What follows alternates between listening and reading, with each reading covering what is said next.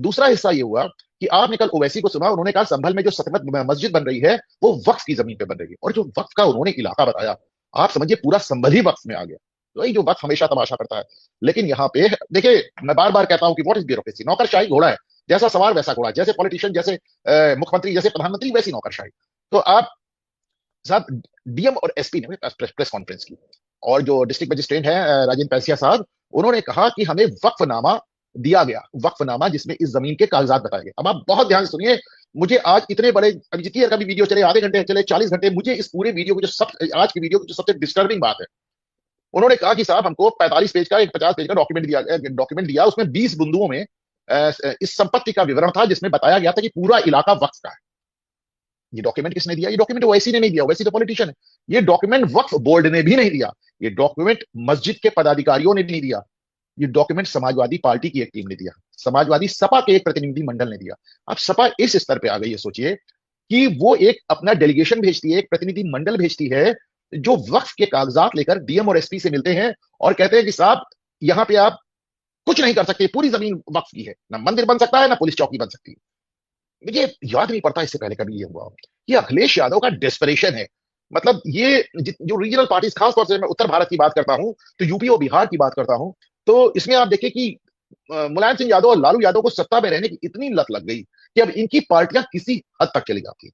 मैं आपको देखिए एग्जाम्पल दे रहा हूं। आप जैसे आपने लालू यादव का सुना, वो इतने दिनों से नीतीश कुमार को गालियां दे रहे थे, आज उन्होंने कहा कि नीतीश वापस हमारे साथ आ जाएं और हम उनके लिए तैयार हैं, हम उनको वापस लेने के लिए। अभी चुनाव होने वाला बिहार में, ये कह के इन्होंने, चूंकि लोकसभा में इनका एकदम डब्बा गोल हो गया, तो अभी घबराए हुए हैं। तो अब जिस नीतीश कुमार को गाली दे रहे थे उसको फिर बुला रहे हैं। नीतीश कुमार भी, he likes to keep everyone guessing. Nitish Kumar अपने पत्ते नहीं खोलते हैं, वो भी अपना मुस्कुराते रहे, कोई जवाब नहीं दिया।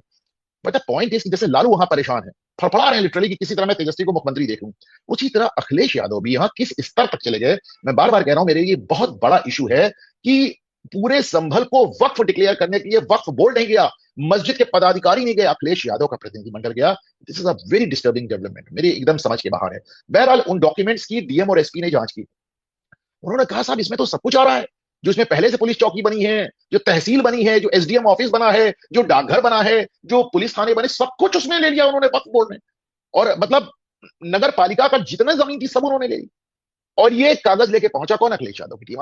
मतलब मैं अभी तक इस बात को जैसे स्वीकार नहीं कर पा रहा हूं। आप क्यों नहीं स्वीकार कर पा रहे हैं? अखिलेश यादव तो हमेशा ऐसे, लेकिन ये this is crossing a red line कि आप, अखिलेश यादव की टीम संभल में जिलाधिकारी और कप्तान के पास जाके कहती है पूरा संभल वक्फ का है, ना मंदिर बन सकती है, ना एसडीएम ऑफिस बन सकता है, ना डाकघर बन सकता है, ना रेलवे स्टेशन बन सकता है, ना पुलिस चौकी बन सकती है, कुछ नहीं बन सकती, ना तहसील बन सकती है, मंदिर तो आप भूली हैं।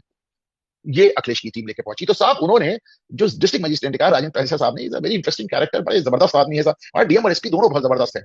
उन्होंने कहा कि साहब हमने जो ये डॉक्यूमेंट सौंपे गए थे, हमने इसकी जांच कराई, और हमने जांच करा के देखा ये तो फर्जी है।